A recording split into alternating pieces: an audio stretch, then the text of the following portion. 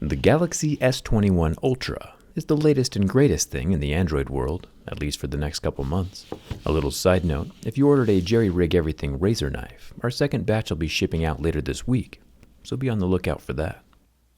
The S21 Ultra box looks like it's lost a bit of weight since last year. Either it spent quarantine working out and eating right, or Samsung's just copying Apple and leaving out the charger. Once the phone is out, we get our first look at the maddest, blackest phone I think I've ever seen. It's like filming a black hole. The S21 Ultra is as dark as 2020. My fingers are also a little bit dark. I've been working with metal, and that stuff does not wash off real easy. But since this isn't Jerry Manicure Everything, let's get started.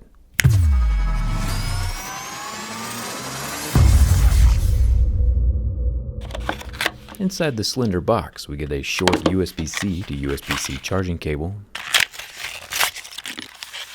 And that's about it. For the most part, the phone doesn't look much different than last year. We still have the hole punch camera in the front. Changing the look of that camera bump is about as much innovation as we're getting these days. Everything else is just marginal, incremental improvements. Which is good, of course, don't get me wrong. I'll peel off the screen protector, and we can make our way down to the screen and start our scratch test. Anything that scratches at a level 2 or 3 would be made from plastic.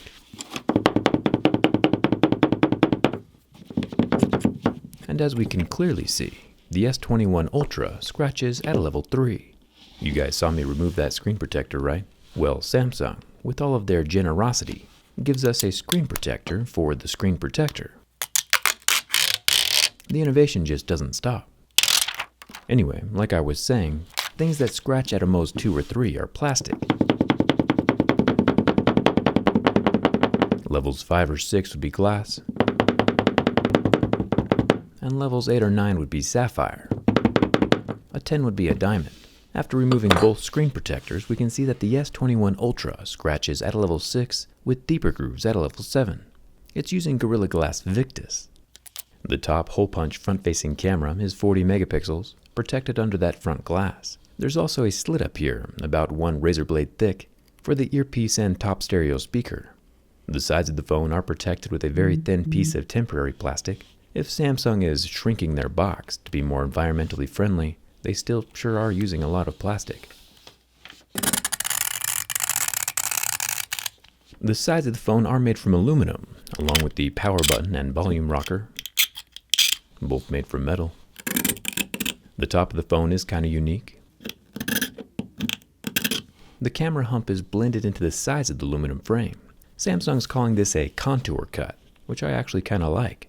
It's a little more seamless. Then down here at the bottom, near the 25-watt fast-charging USB-C port, we get the SIM card tray. It is IP68, but new this year, Samsung has removed the expandable memory card slot, which is kind of sad. I'm not a huge fan of removing features.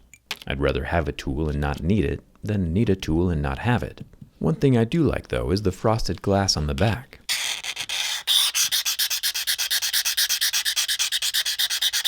We've seen this for a while on OnePlus and iPhones, and I like it every single time.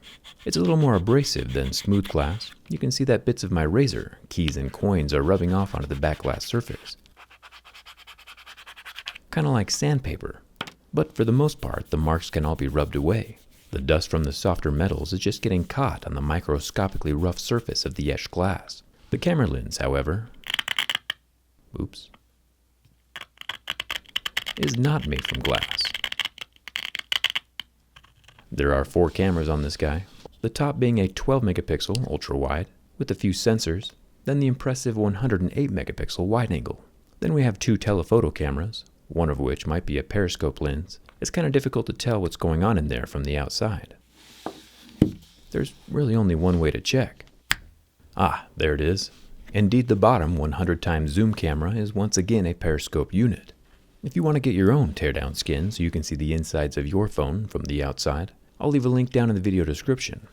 The nice thing is that these skins are temporary, so if you're ever headed to a funeral, and bam, you can get all bleak and depressing again whenever you want. The screen is where I think Samsung did make some solid improvements this year on the S21 Ultra. Not enough to get me to switch from my year-and-a-half-old Note 10 Plus, but still pretty cool. The 6.8-inch screen can do 1440p with 120Hz variable refresh rate. Basically, things look smoother and crisper than any other phone out on the market, all while conserving battery life. And it lasts for about 45 seconds under the heat from my lighter, which are all very good and equally commendable attributes for a cell phone to have.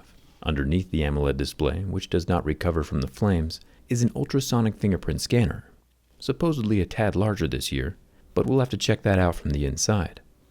I'll scuff it up with some level 7 deeper grooves, and even with that damage, the fingerprint scanner can still read my fingerprint and unlock the phone every single time.